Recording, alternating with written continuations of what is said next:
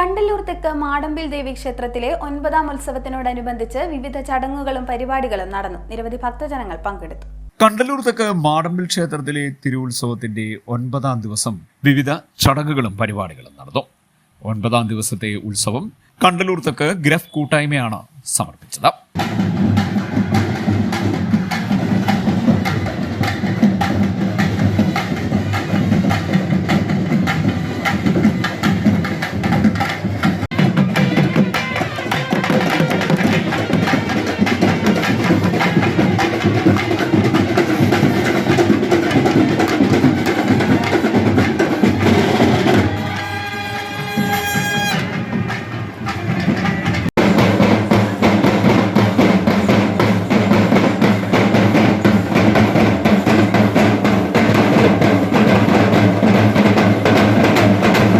പ്രഭാതഭേരി, എഴുന്നള്ളത്ത് എന്നിവയ്ക്ക് ശേഷം കണ്ടല്ലൂർ തെക്ക് എസ്.എൻ. പൗരസമിതിയുടെ ആഭിമുഖ്യത്തിൽ മാടമ്പിൽ 9ാം ഉത്സവ കെട്ടുകാഴ്ച സമിതി കെട്ടുകാഴ്ചയൊരുക്കി.